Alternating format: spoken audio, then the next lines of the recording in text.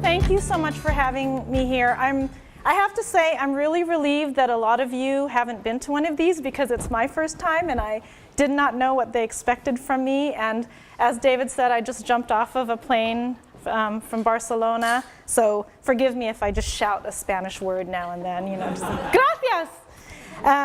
So I'm so happy to be here, and I'm so happy. Oh, this screen looks kind of funny.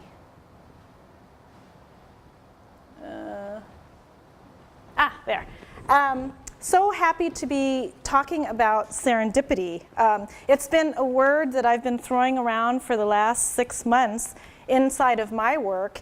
And it's funny because when you throw these words around, the minute somebody asks you, would you talk about it, I all of a sudden turn into an ESL person. I'm like, I don't know what it means. And it's just like, so I was in Spain asking my friends in Spanish and my American friends, what is serendipity to you? What are all the different aspects of serendipity, and how do we encounter it and apply it into our creative processes? And so that was really exciting. And then I came home and I decided to look up the good old Merriam-Webster dictionary, and they say that serendipity is the faculty or phenomenon of finding valuable or agreeable things not sought for. So in my words, it's having something happen that you're really happy about that you weren't even expecting. Does everyone think that's what it is? Yeah. Like, okay. And has everyone experienced serendipity? Yes. Okay, that was another real curiosity, because how conscious are we in experiencing serendipity?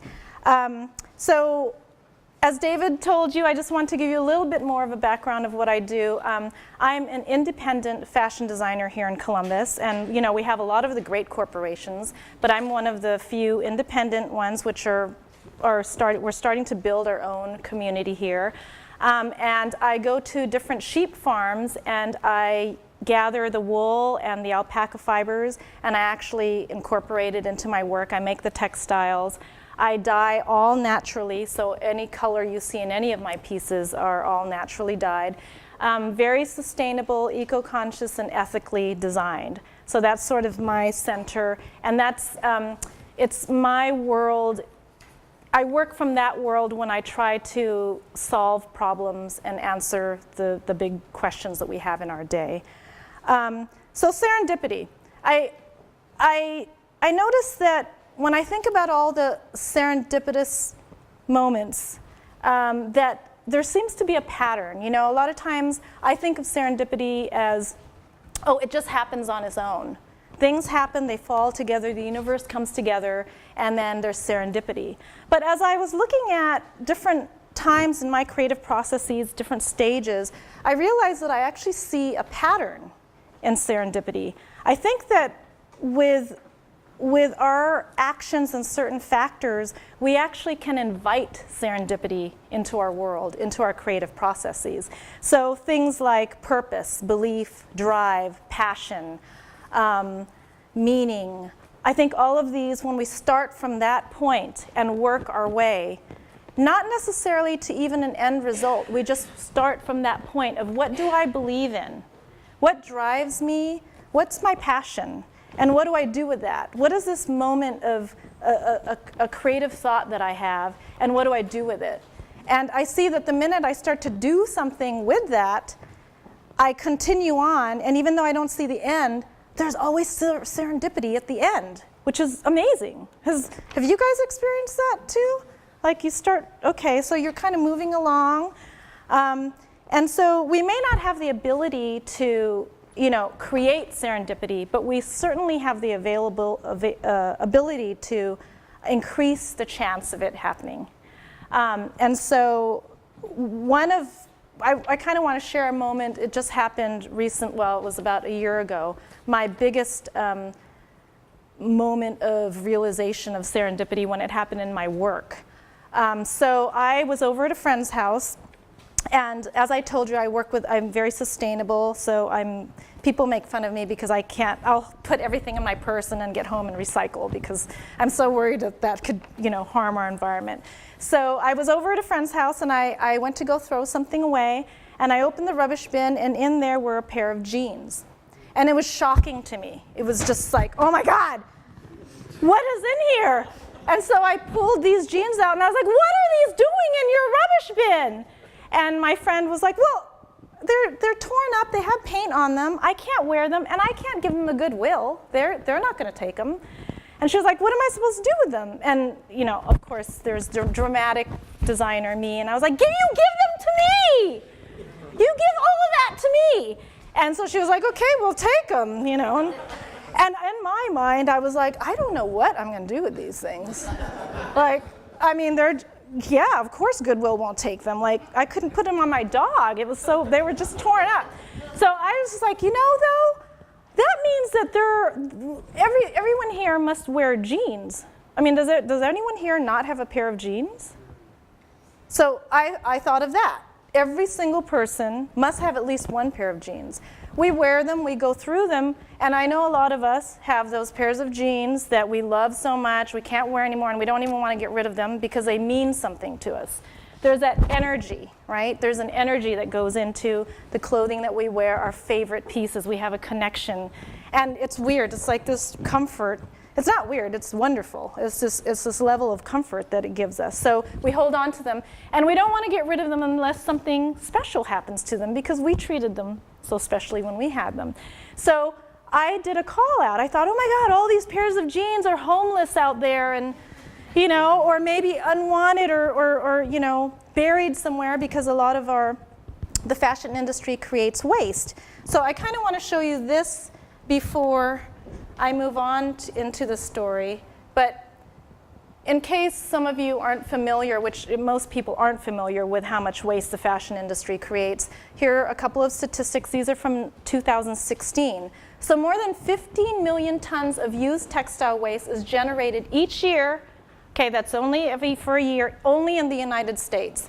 And the amount has doubled in the last 20 years only in the United States. This was just last year. An average American, that's us, if we think of ourselves as an average American, we throw away approximately 80 pounds of used clothing per person. And it doesn't sound like a lot, but it adds up, right? How many people are in this room? And that's just clothing. That's not even talking about rags, rugs, blankets, or any other textiles that we throw away. On average, nationally, again, it costs cities $45 per ton to dispose of old clothing. So not only are we creating waste, but we're affecting our economy, and we don't really think about that aspect of what happens there. And synthetic clothing may take hundreds of years to decompose.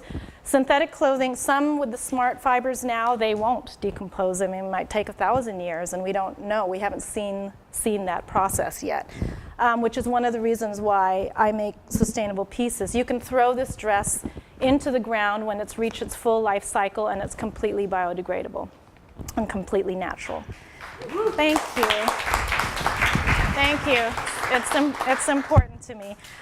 So here are these jeans, right? And so I did a call out. I did one call out on Facebook. And I said, does anybody have jeans that they don't wear anymore, that you want something special to happen to, which I didn't even know what the special was at the time. Just give them to me, I'll love them.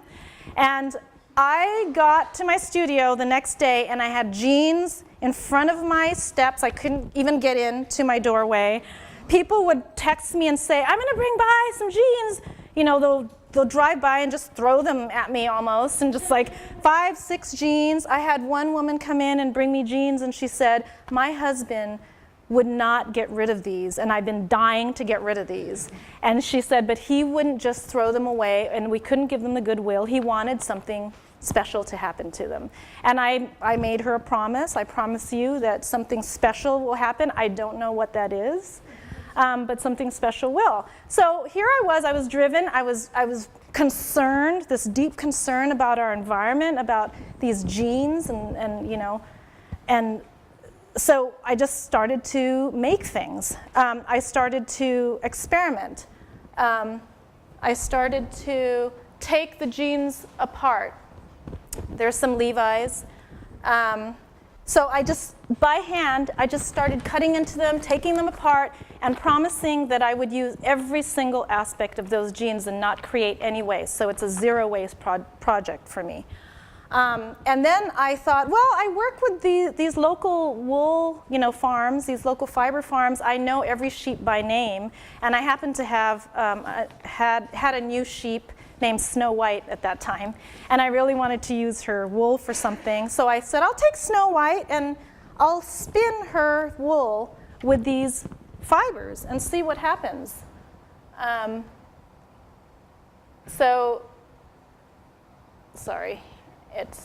So I spun the fibers with the genes, and you can see it better here. This is the yarn that I made. So I basically took genes that were unwanted and unusable, took their fibers, recreated yarn, and then I thought, okay, well, what do I do with it now? I've got this really cool yarn. I could knit with it. I could weave it. And it just sort of got to that stage where I was like, oh my God, I'm so driven, but I'm not making any money off of this. What am I doing? This is like, what am I doing? And this is where serendipity came. So 6 months later, I got a call, and I was invited to do a talk at the International Federation of Library Congress, which we had 5,000 people come to Columbus. It was a big deal because they hadn't had it in the US for years and years and years, and we won the bid. And they came from 320 countries, and they asked me to do a presentation on genes. I had never worked with genes before. Like, I worked with wool, and I was a tailor. I worked with silk, natural dyeing, but I never had worked with genes. And the cherry on top was they wanted me to talk about Levi's and how genes were born here in the United States in San Francisco. I grew up in San Francisco, and I would ride my little bike. I was about 5 years old, and I'd ride my little bike in front of the Levi Strauss building in the Mission District where I grew up in San Francisco. So just this connection. And of course, I was like, yes, of course. Like, I'm ready. I've got it. I've got the stuff. And it was one of those things where it was serendipitous, but it was over this long period of time. It wasn't, it ended up being serendipity at that moment, but it felt like I was inviting serendipity to happen through that drive. And so what I did is I took the fabric and I felted it. I went further and I started to try and felt it onto base fabrics. I do a lot of felting in my work. And then I also took the fibers and I did this thing called stream of consciousness embroidery, which is really hard. If anybody embroiders, you should try it. It's really hard to let go of control. And then I wove it, and I created new fabric. And I presented it as, we know Levi's blue jeans, we all know what blue jeans are, but what will blue jeans become in the future? 100 years from now, what are blue jeans going to look like? And all of this waste that we have now, how can we actually use that to create the blue jeans? So I ended up creating these pieces that were very Asian infused because it also represented the change of demographic in the city of San Francisco. When I grew up, my area was an old Italian section, and now there are a lot of Asians there. And so that sort of, here's another one where it was kind of a kilt, and you can see the felting here with the denim waist as well. And then one more. This is the stream of consciousness, linear embroidery. So I think that was sort of the awakening for me in terms of questioning what serendipity was, and not just questioning it, but kind of trying to look at it from different perspectives. And it really opened up this idea of finding a place in our lives, inside of our creativity, inside of our daily lives, where we're consciously putting effort, because you can't just wish that you are inviting serendipity, right? There has to be discipline. Discipline has to be infused in that, and hard work, of course, and the freedom to create, the freedom to experiment, and all of those factors. Oh, I didn't see you. All of those factors will actually, I believe, turn into an invitation to serendipity. And I believe that the more serendipitous moments we have, I think it sparks us into another phase. So when I do interviews, like I did for the New York Times, a lot of times they'll ask me the question at the end. They see my studio, they see my work, they're they're into it. It's different, it's unique, and then they say, "So what next?" And I always get just like, "Oh my God, I don't know what next." I'm still doing this, and but I think now that, and I thank you, David, I thank you, Molly and Julie, for inviting me, because I think now my viewpoint is really different in answering that question. I think what's next is just the idea of inviting serendipity into my creative process, my work. My work and my life, they're ambiguous. They're so blended. I can't call one life and one work. They're the same. And what comes next is next. So instead of worrying about, well, okay, planning is great.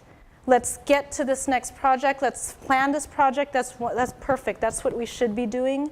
But also, I think there's just so much beauty and spontaneity and really a different type of creativity that lies in allowing what comes next to be next. So, thank you. Thank you.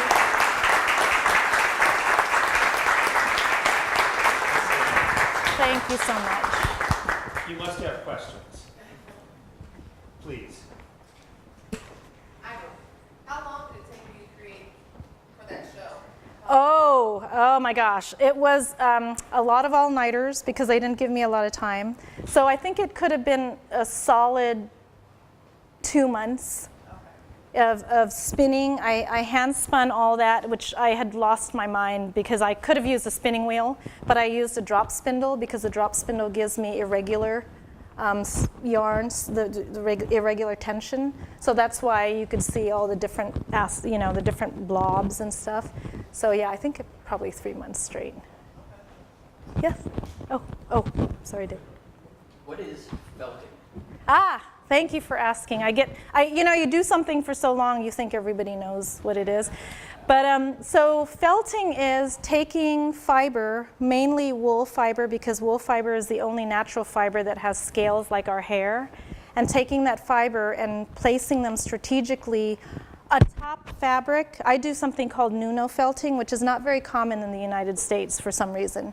But I put those atop a base fabric like a silk, and I place them strategically, and then you wet them and irritate them.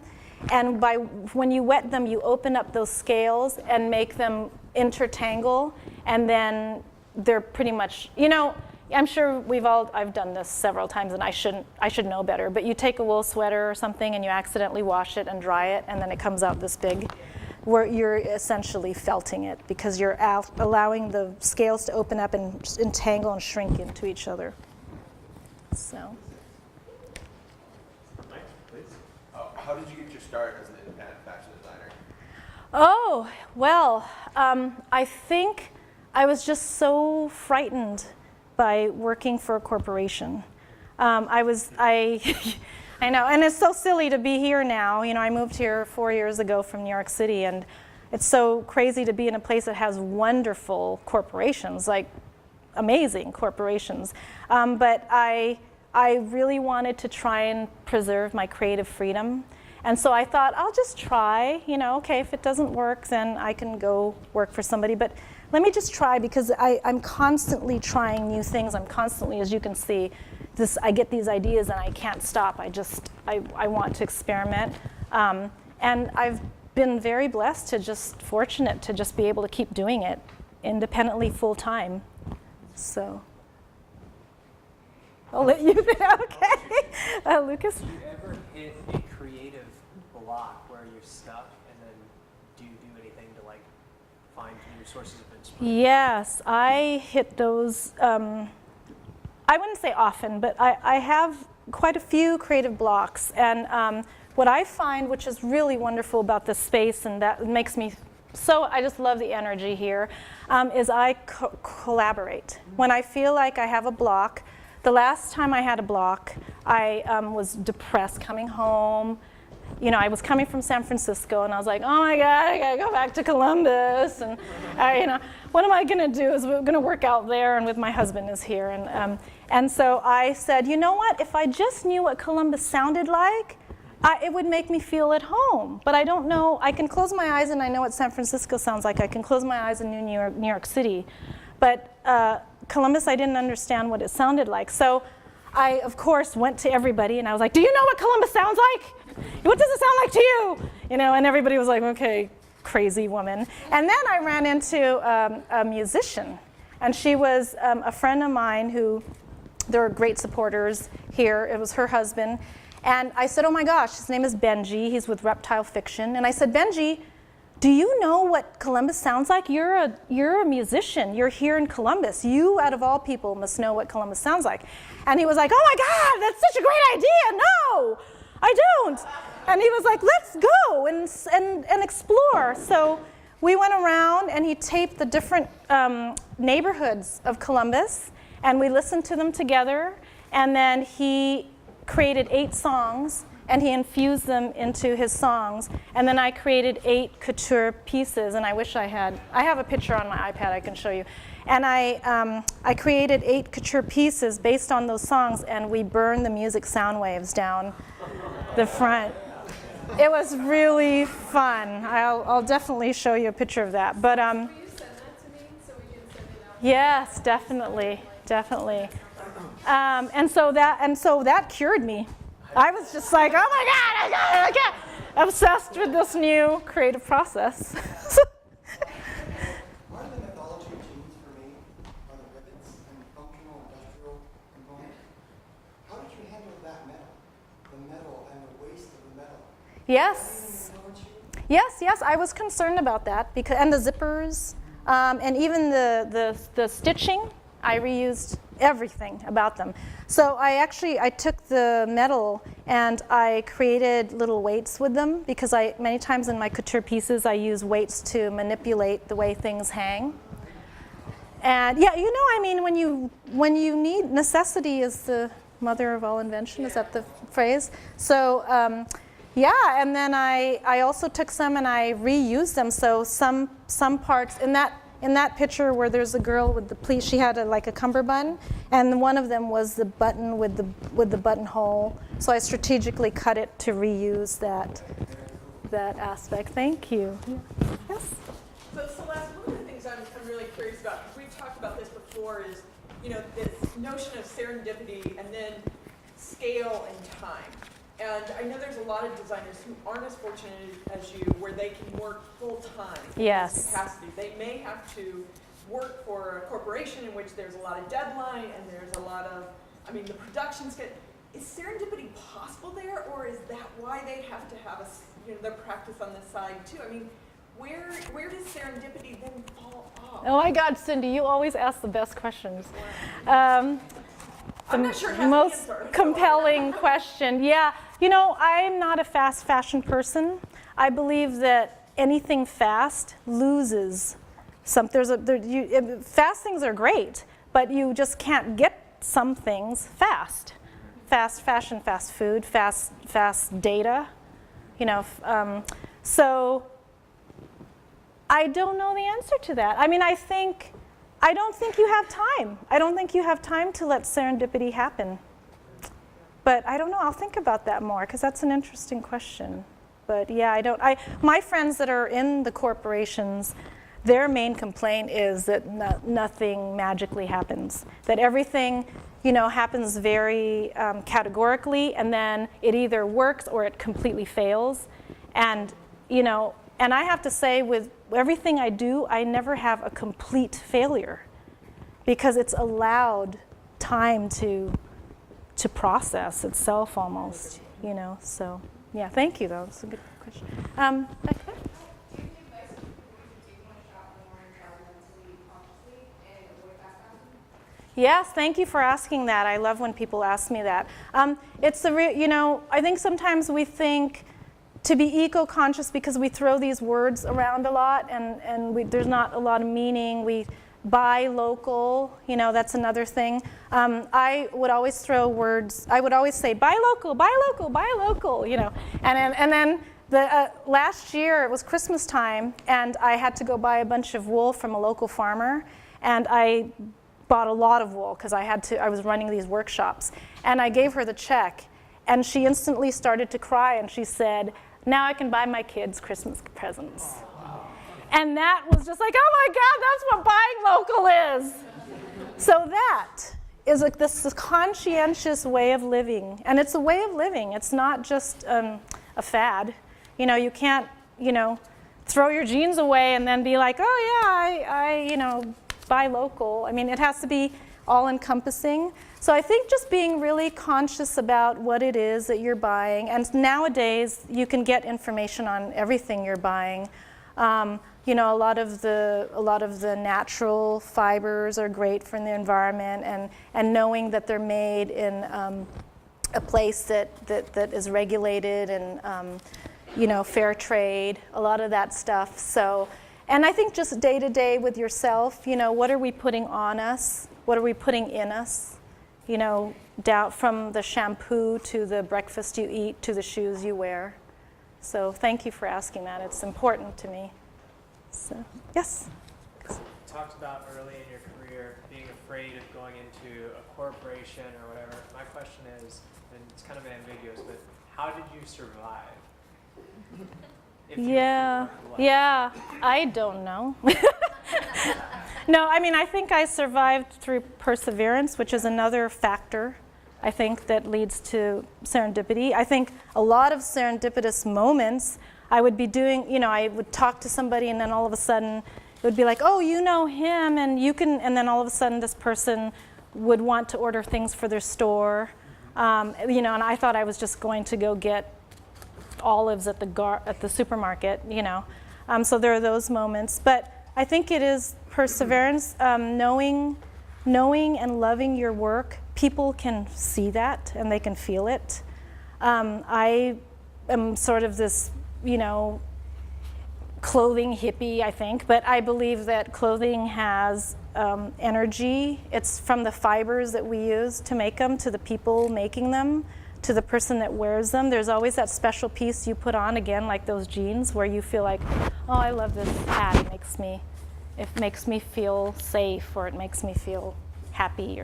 So I think knowing my work and having faith in my work and just persevering. There have been times where I'd eat a donut for lunch. Which were very good, but so I think it's, when you do something long enough that you love, the money comes. What's the name of your shop? Where's it located? It's Malvar-Stewart, and I have a studio in German Village. It's on Livingston. You might have seen it. It's called Hangar 391. On Livingston. It's not open, it doesn't have daily times, but it's people can pop in by appointment only. We have annual sales. I do pop-up shops, and I'm looking to sell to stores this fall here in the area. A lot of my stores are outside of Ohio. So, yeah, and then online. And I love to have conversations with people. I have someone in California who is ordering a dress, and we're just talking about her personality right now, not even the dress yet. So, stuff like that. Yeah. Yes? What's your studio set up like? Do you have other people who come and help you stitch or design or? Yeah, I don't have anyone helping me design yet because it is such an odd way of designing. It's almost backwards because I'm creating the textiles as well. So I haven't found anyone there, but I have wonderful interns that come from University of Cincinnati, their DAP program. I have one now that's from Kent State, CCAD, of course.